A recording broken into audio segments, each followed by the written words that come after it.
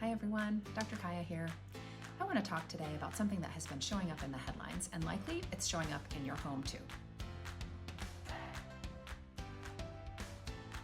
Several studies came out this week covering everything from food dyes and chemical exposure to the health risks of consuming processed meats. And they are connected by a thread of growing evidence that is demonstrating that what kids eat and what we eat and interact with daily, everything from what's going into our lunchboxes to what's happening at bath time, can have meaningful cumulative effects on our bodies. So let's break down this week what we're learning and where that leaves us as parents who want to do right by our kids without losing our sanity in the process. Let's start by talking about what's going on. So here is a quick summary of what's new. A study found 96 different chemicals in the urine of toddlers. Another linked even small daily amounts of processed meat to higher risk of chronic disease. And those artificial food dyes you hear about, they are still present in 1 in every 5 packaged foods, often in places you might not expect. So if you've ever paused while packing a lunch and wondered, is this okay? You're not imagining it. The stakes are high. The good news is, though, that we are not powerless. And while these headlines can feel overwhelming, they also give us a very clear place to focus, which is that small adjustments we make over time can support our kids' health in the long term. Parents have always been worried about food and food safety. What seems to have changed in the last couple of decades is the sheer volume of ultra-processed options, and that those multiple exposures stack up over time. Because we're not just dealing with one sugary snack or one hot dog. We are talking about dozens of small exposures every day, often from birth, that create a cumulative load on the body. So let's start with that first study about chemical exposure. In this study, researchers detected nearly 100 different chemicals in young children, everything from phthalates to parabens, pesticides to flame retardants. And these exposures, they report, are not just coming from food. They are showing up in everyday products, things like sippy cups, soaps and lotions, bath toys, cleaning supplies, packages that we keep foods in. Kids are more vulnerable to these compounds because of their size, their metabolism, and the fact that their bodies are still developing. But that doesn't mean we need to panic. But it does suggest that even small changes, like choosing unscented products, like avoiding microwaving plastics, or switching from plastic to silicone, that these can make a difference over time.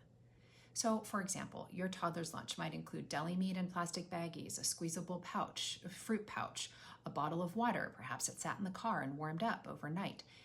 If you're doing this, you might only be serving up a handful of unintentional additions. Now, that doesn't mean that the lunch is bad. It does mean that it's worth looking at it and thinking about it carefully so that you can start to make some swaps if possible. Okay, let's talk about the latest research on artificial dyes. So red number 3 was recently banned, if you saw that in the headlines, but others like red 40 and yellow 6, these are still widely used in the US food supply.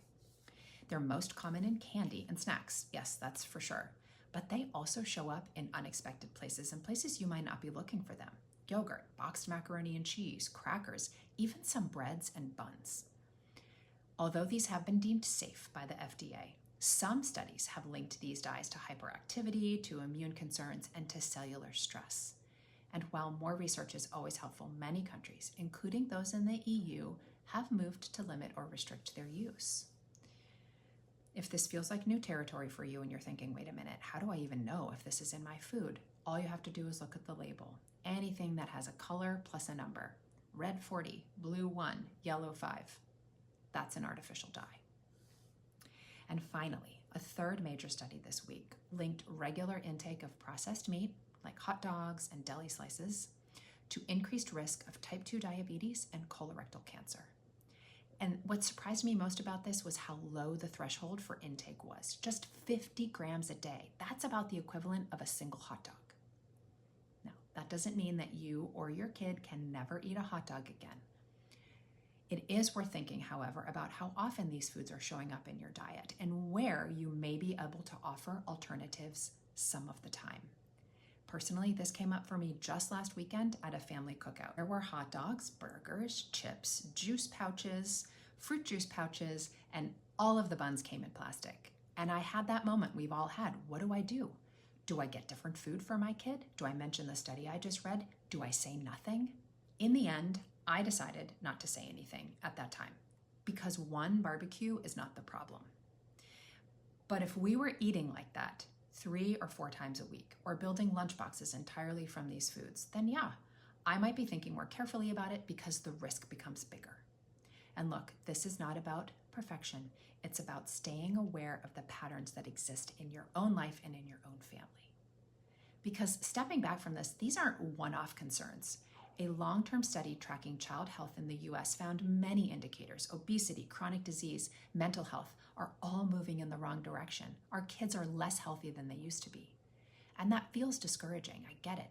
But I also see it as a call to action, especially for those of us who care about raising resilient and healthy kids, which I think is why you're here. When we focus on the environments we can control, our homes, our routines, the way we talk about food and health with our kids, we create a buffer.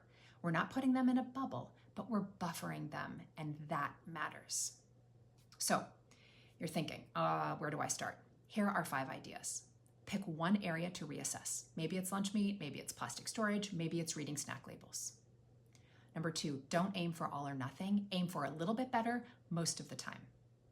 Number 3, involve your kids in this process. I talk about this all the time. Read the labels with them. Experiment with colorful foods. Talk about why you're making changes. Bring them in. Number 4, stay curious about yourself and others. And number 5, share what you learned with a friend, with a partner, with your community, with the school. Not coming from a place of judgment, but simply wanting to share what you've learned for others who may also want to make changes in their habits too. Because this is how change happens. It's not overnight, but it is meal by meal, habit by habit, conversation by conversation. And in the end, this isn't just about reducing risk. It's really about reinforcing our values, like caring about our health, paying attention to how things are made, and practicing thoughtful, intentional decision-making. When we treat food and health as a long game, not a list of rules, we help our kids build trust in us and in their own ability to make good choices that serve them well over time. If these studies feel like just one more thing that you have to worry about, I get it. It's not my intention to make you feel that way.